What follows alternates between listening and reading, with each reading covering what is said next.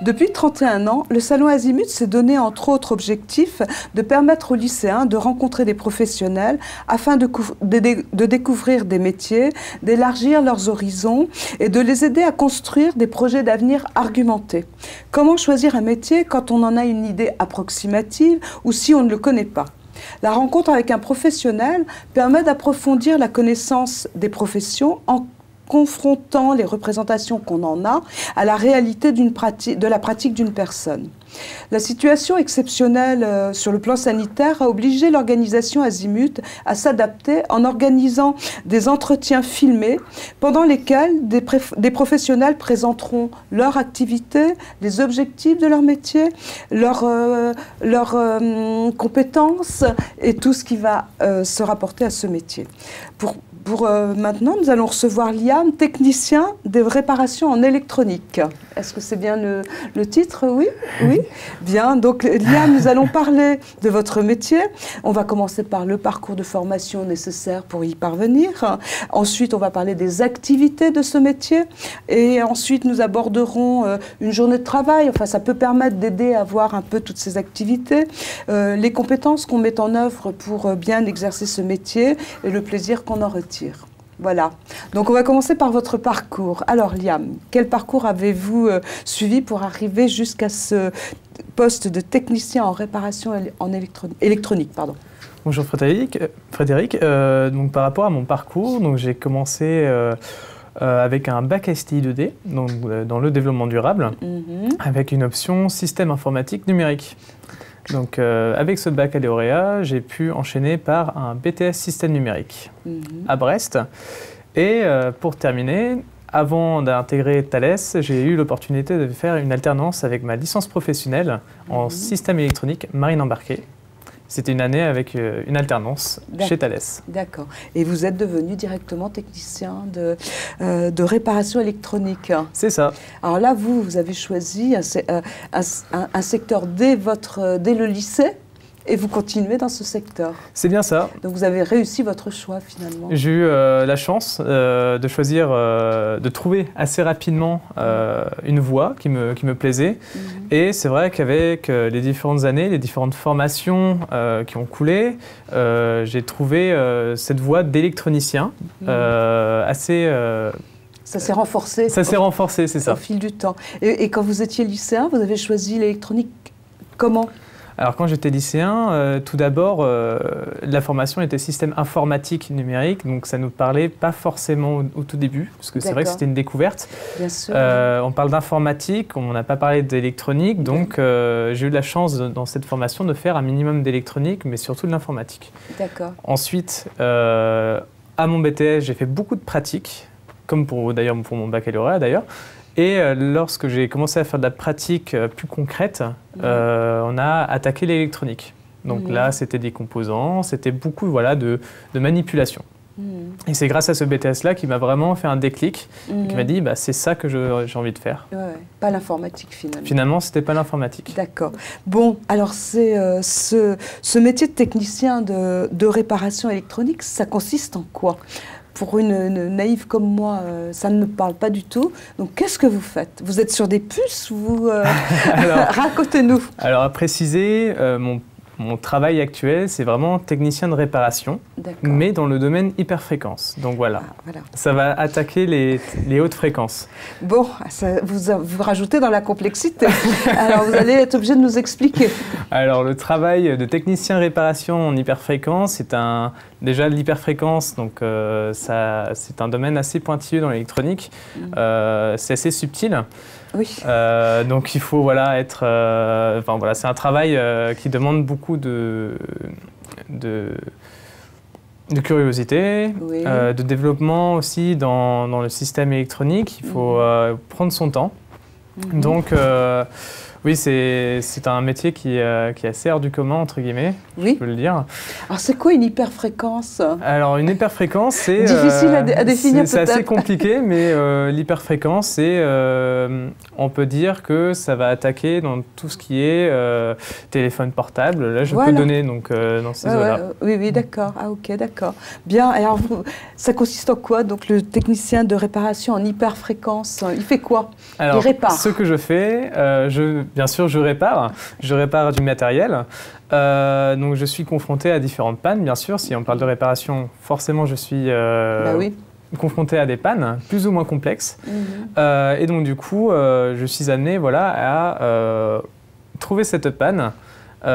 Ou bien améliorer le système en trouvant différentes manières, remplacer des composants, utiliser des appareils de mesure, ce qui est très important, bien sûr, pour avoir une idée très concrète de ma panne. Donc voilà, c'est beaucoup de... Il faut avoir un esprit assez curieux.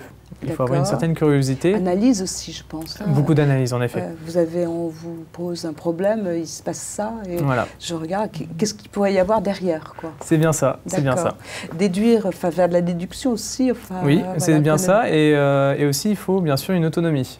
L'autonomie est importante. Alors, j'ai eu de la chance, j'ai fait du coup une alternance. Pendant cette alternance-là, on m'a formé sur ce matériel-là. Et bien sûr, lorsqu'on a une panne relativement complexe, on a toujours du soutien derrière, par des ingénieurs, par des techniciens aussi formés. Donc, on n'est jamais tout seul. Bien sûr, bien sûr. Ouais.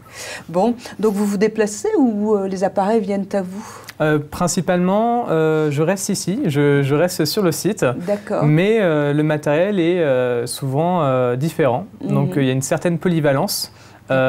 Qui est demandé. Mais bien sûr, à rassurer, on est formé sur ce matériel-là. Donc vous diagnostiquez la panne, vous voyez quelle réparation vous pourriez faire. Après, vous manipulez, vous soudez, j'imagine. Enfin, j'essaye de faire des efforts de compréhension. Donc vous avez des cartes électroniques. Donc, principalement j'ai des sous-ensembles. C'est quand même quelque chose de complexe, ces cartes. Hein, parce que quand on voit ça, les petites soudures des petits fils, c'est pas très simple à comprendre. Hein, pour les gens. Expliquez-nous un petit peu ce qui se passe. Les signaux passent par où? Enfin bon, voilà, des petites choses comme ça qui seraient intéressantes pour des naïfs aussi. Je pense qu'il y a beaucoup de jeunes, ceux qui font de l'électronique savent de quoi on parle, mais on ne sait jamais. Des fois qu'il y en ait un qui décide à partir de l'informatique, de faire de l'électronique. C'est vrai que lorsqu'on voit une carte électronique, ça peut faire peur. Ça fait même très peur. Oui. Quand j'ai commencé mon même mon baccalauréat, quand je voyais une carte électronique, jamais je me serais dit je vais comprendre ce système-là, ça va être très dur. Même pour un simple composant, qu'est-ce qu'il fait? Bah oui. Alors c'est là où la curiosité arrive.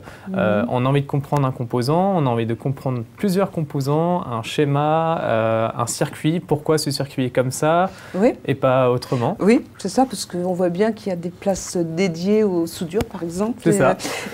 Bon, alors... Et donc, du coup, d'où la formation, on va nous former à comprendre pourquoi il y a ce composant-là, qu'est-ce qu'il fait. Et justement, on nous demande aussi d'avoir un minimum de connaissances en anglais parce que des composants qu'on va avoir, pour le comprendre, on va utiliser des datasheets, comme on les appelle, qui sont écrits en anglais. Et donc, du coup, on peut les comprendre en utilisant ces documents-là.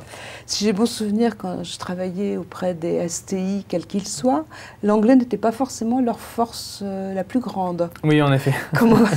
Comment avez-vous fait pour améliorer cette compétence qui, finalement, vous n'avez pas forcément eue au lycée, mais peut-être vos camarades pareils, quoi. J'ai eu de la chance. La chance parce que je suis bilingue en anglais. D'accord. Donc j'ai eu beaucoup de chance de pouvoir déjà avoir cette compétence-là. D'accord. Mais c'est vrai que l'anglais est très important. Que ça soit même dans n'importe quel métier, mais dans l'électronique, je peux vous le dire, l'anglais est très important. C'est la langue mère, je pense, hein, dans ces domaines-là. L'informatique, oui, effectivement, pour vous, ça a été une aide, mais c'est vrai que j'imagine que vous avez vu des copains progresser en anglais. Oui, bien sûr. C'est la pratique qu'il fait ou c'est surtout on peut appeler ça aussi une sorte de déclic, parce que j'ai vu des camarades constater que l'anglais été bénéfique et très important pour un métier d'électronicien. Donc justement, comme je vous l'ai dit tout à l'heure, oui, voilà. Bien sûr, ouais. D'accord. Bien, donc alors vous réparez, enfin vous diagnostiquez, vous réparez, et après vous restituez au client. C'est ça. Donc j'imagine qu'il y a une suite à tout ça. Donc voilà, on a cette satisfaction de réparation, hein, comme j'ai pu le constater. Oui.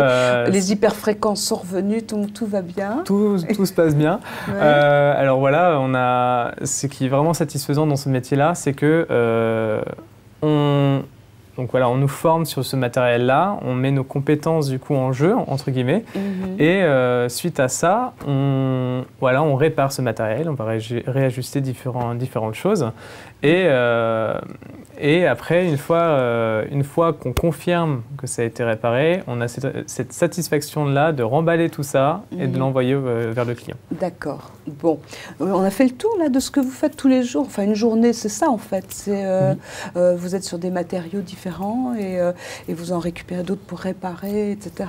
Vous manipulez vos cartes électroniques. C'est l'essentiel de vos activités. Voilà, après, on utilise différents appareils de mesure. Ouais. Ça, vous en avez parlé, ce serait bien d'y revenir un petit peu, parce que c'est compliqué, les appareils de mesure. Les appareils de mesure, ça fait aussi peur. Alors, dans le domaine des hyperfréquences, c'est des appareils de mesure assez spécifiques dans ce domaine-là. Après, on retrouve des appareils classiques, comme le multimètre. Mais c'est vrai que ce sont du matériel qui sont différents. On les voit pas tous les jours, hein, ça c'est sûr. Bien sûr, ouais. Mais ils sont simples d'utilisation. On les comprend après assez facilement. Donc, vu l'évolution de la technique, on voit bien que, aussi bien dans tous les domaines, il y a une évolution dans ces domaines-là en particulier, de l'électronique. Vous avez des formations, vous bénéficiez régulièrement de formations. Vous êtes obligé de mettre à jour vos connaissances, j'imagine. Je suis amené à déjà avoir une habilitation électrique, bien sûr, pour être conscient des risques électriques. Et sinon, comme c'est des composants qui sont très sensibles, on a certaines sensibilisations sur tout ce qui est électrostatique. D'accord, voilà. D'accord. Et sur l'évolution des techniques aussi, un petit peu Ça peut nous arriver, en effet. D'accord, oui. Entendu, d'accord. Bien, Liam, je pense qu'on a fait un peu le tour, vous pensez Qu'est-ce qui, tous les matins, vous donne envie d'aller travailler dans ce domaine-là? Je vois que vous avez le sourire, donc ça veut dire que vous aimez votre travail. Qu'est-ce qui vous donne envie? Qu'est-ce qui est passionnant Ce qui est passionnant dans ce travail-là, c'est que tous les jours, on découvre un matériel qui a besoin d'être réparé. Et comme je vous l'ai dit tout à l'heure, déjà, on a cette satisfaction de réparation. Et on a toujours des surprises. Donc c'est là qui est la surprise du travail, c'est qu'on est toujours en train d'apprendre. D'accord. Donc un jour on va avoir un souci sur une partie du matériel, on va pouvoir s'en souvenir pour plus tard, et c'est comme ça qu'on va se former tous les jours. Tous les jours on se forme grâce aux différentes pannes. Donc c'est vrai que j'ai la chance de pouvoir travailler dans un domaine où on répare, et je trouve que dans les réparations on apprend aussi beaucoup. Et vous avez des perspectives d'évolution dans votre carrière Oui, on peut évoluer. D'accord. C'est le cycle. Oui, c'est pour ça que je pose la question. On n'est pas forcément technicien toute sa vie, on peut évoluer. D'accord. Bien, beaucoup de plaisir donc dans votre travail et vous en avez très bien parlé, donc je vous en remercie. Si vous aviez un dernier conseil à donner aux jeunes qui nous regardent et qui seraient peut-être intéressés par ce secteur. Alors le gros conseil que je peux donner aux étudiants, c'est d'effectuer une alternance. L'alternance est bénéfique. Expliquez pourquoi. Parce que justement, l'alternance, pendant une ou plusieurs années, on va travailler nos cours, on va étudier, mais en parallèle de ça, on va travailler dans une entreprise. Donc on va avoir beaucoup de concret, on va pouvoir faire un parallèle avec nos cours et ce qu'on voit en entreprise. Donc c'est vrai que déjà, on va pouvoir assembler ces deux-là. Oui, bien sûr. Oui. De plus, du coup, une alternance, c'est pour valider aussi une formation, un diplôme. Donc voilà, j'ai fait une licence professionnelle en alternance chez Thales. J'ai pu obtenir mon diplôme grâce à ça. En plus, on est rémunéré.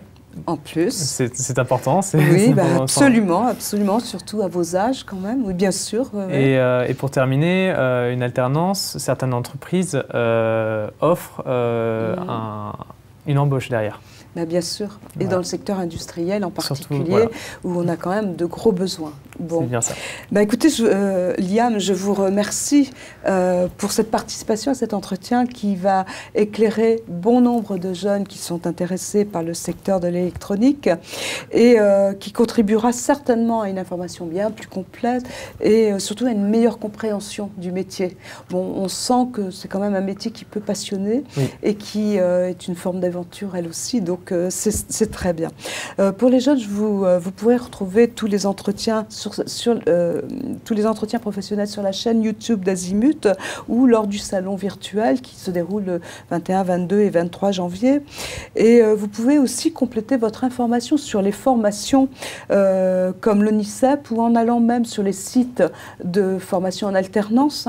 Je ne les cite pas parce qu'il y en a un certain nombre qui vont vous permettre d'accéder à la profession dont Liam nous a parlé avec passion.